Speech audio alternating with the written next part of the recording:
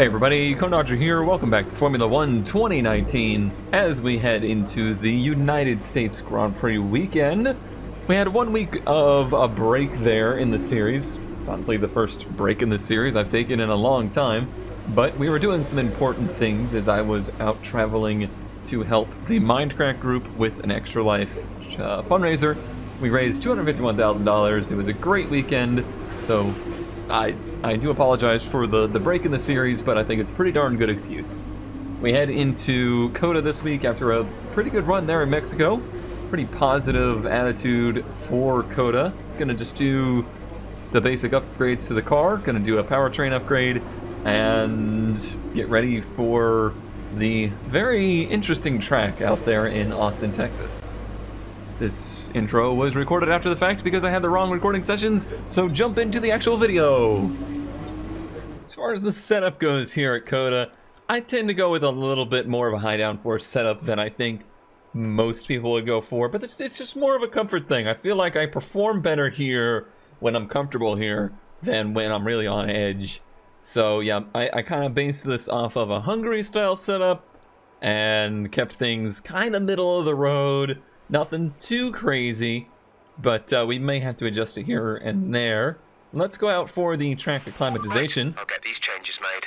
We're going to be on those hard tires, so that'll be a little bit of a struggle, but I feel like we'll be able to get a pretty good dial in on here. Hopefully I have my steering wheel plugged in. I may, judging by the way I can turn my wheel freely right now, I may need to go plug my wheel back in. I might have had the switch plugged in. Yeah, I'd say I definitely did. I'm one plug short. Yup. There we go. Honestly, one plug short isn't the worst insult anyone would have ever told me. Let's get a feel for this here. It's the longest break I've been away from the game here, honestly. So it's gonna probably take me a little bit of time to get used to it again. This might be a little bit of a knock the rust off session. Definitely missed turn one. That is a really hard one to hit though, it's so blind. It's one of those turns you don't really learn visual markers, you learn a feel through there. Oh, forget they want you to hook the inside there. This is also one that I feel this acclimatization program doesn't always give me the best line around the track. I tend to want to try and find my own way around here. It's a little bit different from what the game wants us to believe. Well, while I'm knocking the rust off, we have actually some Formula 1 news. Two parts. Two bits of news. Number one, we'll start with what's most relevant here. Codemasters has been re-awarded, I suppose, the contract to make Formula 1 games until 2025. Now you might think that means, wow, FOM, they must really love Codemasters. But keep in mind that the Formula 1 game contract had nobody bid on it for 2 years. It was completely open and nobody wanted it. I don't think that's because it's like, you know, companies think that this isn't a worthwhile endeavor. I think it's because this is such a difficult game to produce. There's such a, wow, I can't believe they gave that to me. There's such a high demand here. Very difficult to turn over every year. This is not like Madden, you know, where basically nothing changes year to year. I missed that one again. In the world of football or football, the biggest things that change are the teams, the players, the uniforms, maybe a stadium or two. Overall, the sport doesn't change that much. A sport like Formula 1, think of how much has changed since 2009, I believe, is when Codemasters got this contract to begin with. It's different in pretty much every way. Not only in drivers, but also the cars have changed. The demands have changed. What people expect out of these games has changed.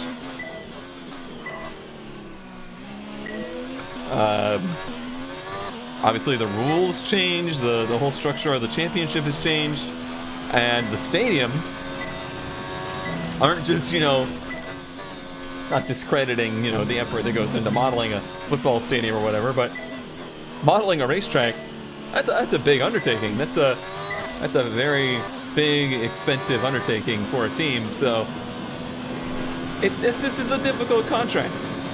Not only that, I gotta get my brake pressure down or something. Not only that, at the end of the day, I mean, this game probably sells pretty well. I have never really looked at the numbers, but it's certainly more niche than, I would say, a football game is, or any other kind of sports game.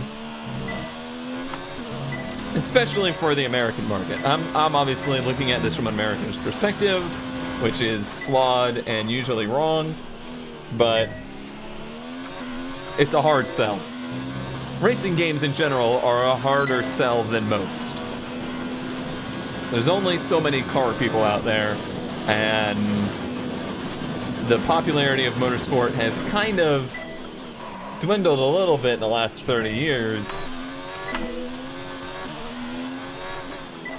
So I'm gonna say that I actually, despite the shortcomings, despite the often frustrations, I appreciate Codemasters sticking with Formula One and continuing to make these games. And especially for this one, I think they've really done pretty well. Do I hope they do better? Yes. Hey, we did it! Test complete, and that was a very good job indeed. We got a lot of valuable information out of that. Thank you. Yeah, I look forward to continuing to play these Cody's F1 games, and hopefully, if this year's game is any indication, hopefully there's some really good things to come in the future. Didn't really do anything too major with setup changes, but I did bring the brake pressure down a little bit. Let's go to race strategy, and I'd like to talk about for a moment how I would like to see them improve the game again. And I've had this conversation often over the years. You know, what do I want from the Codemasters F1 games? And you know, they really have done in this one a lot of the stuff that I asked for previously. They've really made the career better. They made the career feel a little bit more like it's a progressive thing rather than just a year-to-year thing of you're living out the same year over and over. Like in previous games, the career felt a little Groundhog Day, but in this one, it feels like it at least attempts to keep it fresh. I would still say, and I know this is unfortunately not gonna happen, I think they would be much better off building a game every other year and DLCing the next season in. So offer in, you know, within a month or two of the beginning of the 2020 season, offer a 2020 DLC for last year's F1 game. And that would probably sell like hotcakes. And it would give them time to really develop the game. That's a pipe dream. That's not going to happen. Because I have a feeling FOM and the investors and people in charge of money are going to be like, no. You need to be selling a new game every year. If we're going to keep this monstrous title within our company, we need to see a year-to-year return on it. I would like to see more emphasis on keeping the career something that's interesting season to season. I liked the stuff that they added with the Formula 2 edition and having the personalities that you run with and interact with and stuff like that. Why drop them? Why just completely have them disappear once you're done with Formula 2? That's a little bit of a letdown. I expected to have those rivals throughout my Formula One career, rather than they're here, they're driving cars, but we never see or hear from them. We never interact with them, really. Now, you might say that's because we progressed too quickly. You know, we should have been mired in the midfield this whole season. I'm struggling on this lap. But it's less about seeing them on track. It's more that they built up this whole, like, rivalry thing that is nothing. So yeah, I'd love to see that expanded on. Let me focus on a few turns here. Definitely still struggling on the brakes.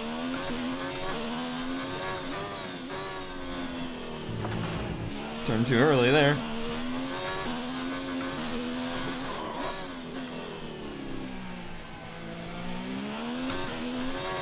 Gained a little bit of time, but we got a lot more to get. This is usually a good turn for me, though. Yep. Car actually handles really good through there. Better than previous year's cars.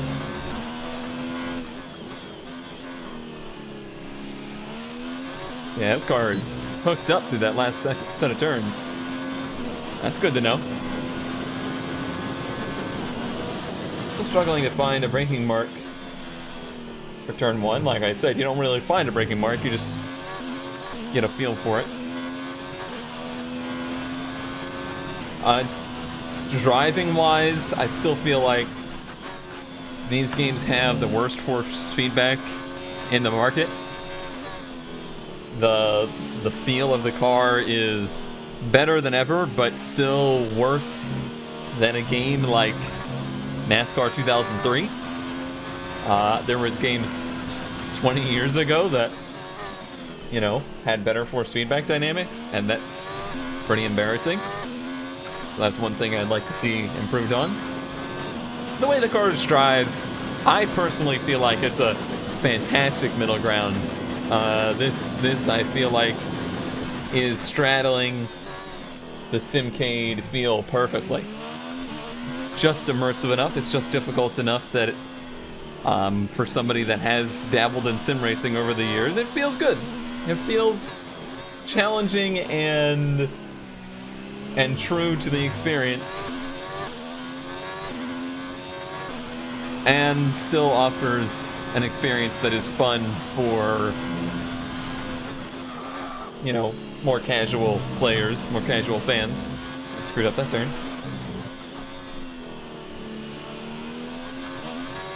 Nice. Alright, well, perfect score in that. I would say the biggest thing that still needs work is the AI. I think the number one thing for me would be make the AI drive the cars, because currently the AI are kind of playing a script. I want to see them, you know, having different setups. I want to see each driver having like a preferred setup for driving style, something of that nature, so that they had more variance to them, they had more slip-ups and stuff like that. And number one is address how poorly they behave in the rain, meaning that they're almost not affected by it. I think if they could get away from the AI using traction control and ABS and stuff like that, it would step up the immersion immensely. I want to see them not struggling as in, you know, doing worse times than a human, but I want to see them having to slip around and lock up brakes every now and again, and, you know, having to recover the car. It's a huge undertaking to drive these cars in the rain, and it always looks like they're hardly doing anything. I rounded this lap in because I wanted to get a pit road practice in place, because this is a tricky pit road to get on, as you can tell. Probably shouldn't do it like that. Wee-oo, wee-oo, wee-oo. Alright, I'll see you guys in qualifying. Alright, here we go. Out for... Let's look at the weather real quick. Can I do that? Yes. Can I go back, though? Let's look at the weather. Let's go out for Q1 run. Practice qualifying went really well. Myself and Kimmy actually topped Q2... Or, sorry, Practice 2 with our qualifying runs, so it looked really good. I did like a 35-0, and they said that would have been pretty much clear for a front row start. But weather is definitely going to move in, looks like towards the end of Q2, and I don't think our car is going to be very good in the rain. I'm going to go out and try and like stomp a lap down here in Q1 and get us through, and we might just have to do a very early Q2 lap to try and get the best out of the track. Hoping for something in the low 34s out of qualifying here. Feel pretty good about it. Car is definitely really hooked up on the soft tire. It's quite enjoyable to drive.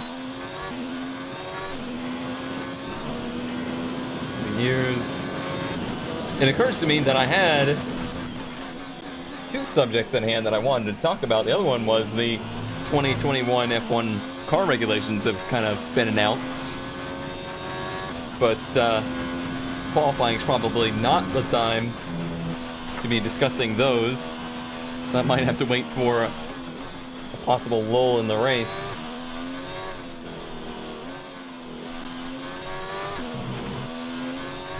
Alright.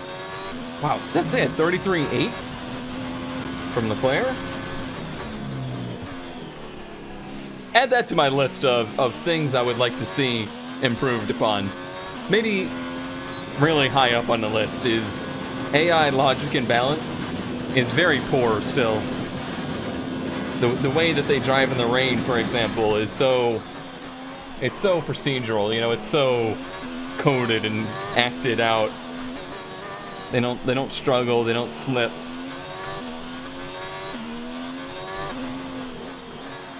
And then certain tracks they're really slow, certain tracks they're really fast. There's just very little consistency and very little logic to it.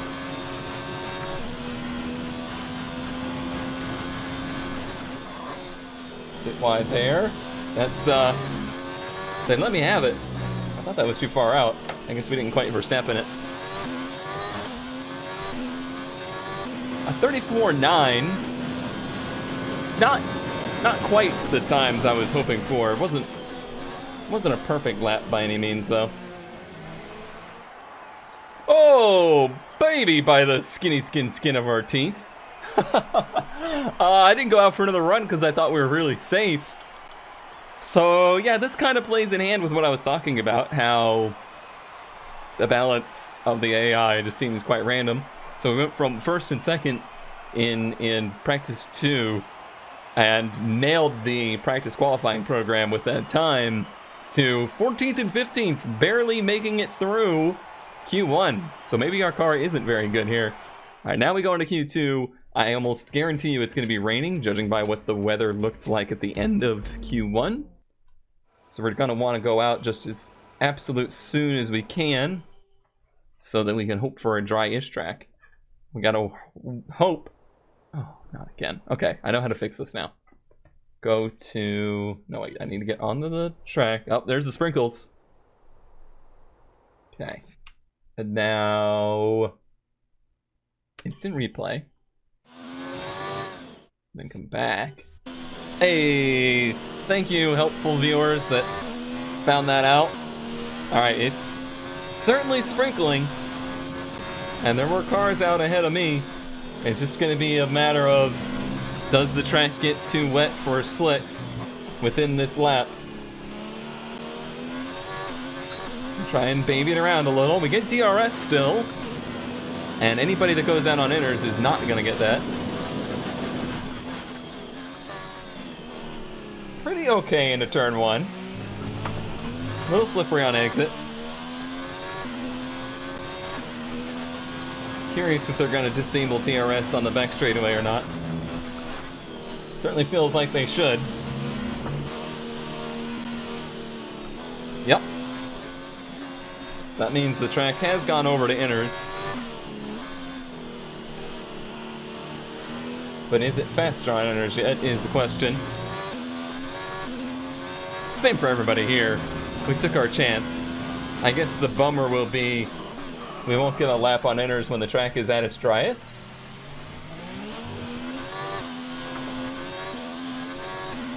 Yeah, that's gonna be the drawback, I suppose. We had the track for like 3 turns, but I don't know if that's enough to make up for the fact that we're on basically the wrong tire now. 46 for Norris. And then he's already across the line, so he got more of the track dry, so we'll never get close to that.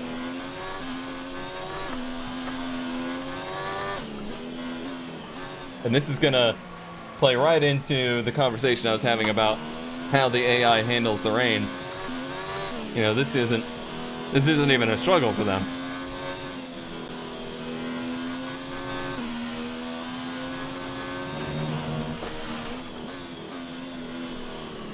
We're already at 43, so this is a bust.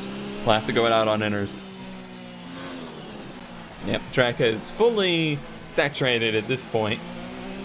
So I'm definitely a little worried about, woohoo! A little worried about turning into the Pillsbury Doughboy. No, I'm a little worried about cars that got laps on inners before the track really got wet. And if those times will be beatable or not. We'll just have to see. Norris is probably going to get a free pass here.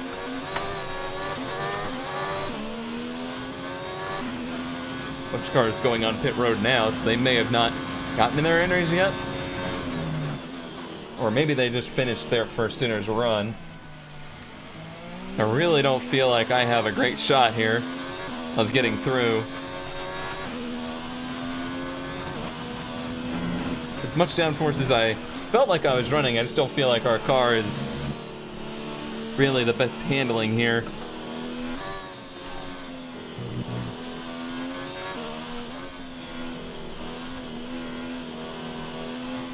So much feathering of the throttle through there.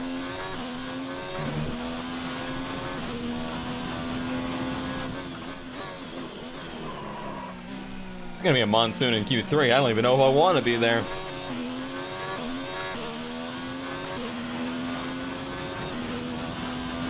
I mean, our time's going to be compared to Norris here, and I don't know how relative that's going to be. Depends how dry the track was for him.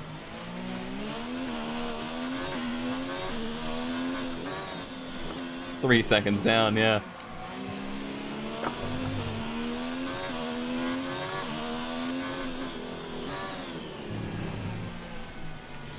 I think I'm just going to struggle too much here to be relevant. I'm just not that relevant.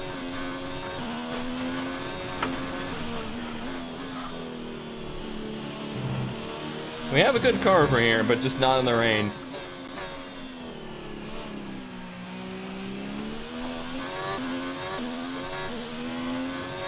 P12. I might try it again just to 2 laps of fuel left. see if we can pick up something, just through knowledge. From all the books.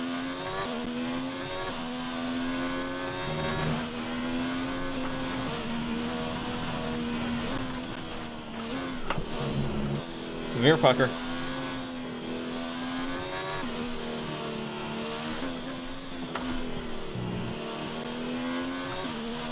Pretty similar on time for now.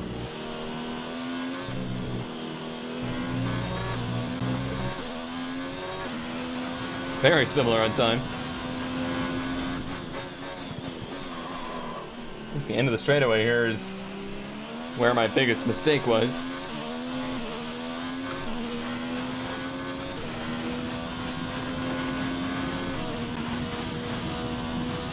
Go, go, go. Right about here. I see it go red, but that's just because I was actually on the brakes at the right time.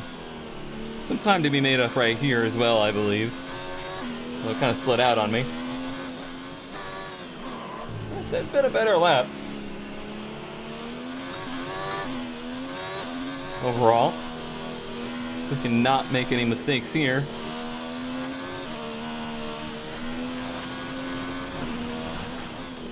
That was pretty darn good.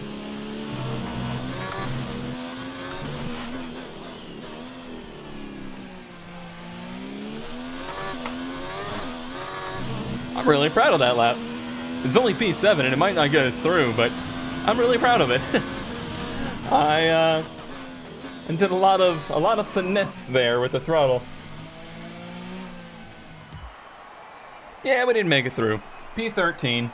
That's all right. That's all right. I'm not too terribly distraught with that. I didn't feel like our car was going to be very good in the rain here. Kimmy's there in P11. He didn't make it through either. I still think we have a good race car. And I wasn't looking forward to driving here in the monsoon rain either way. So, yeah, I'm fine with that. I'm surprised other people picked up time as the track was getting wetter and wetter, but I don't think it matters for them. Well, all right.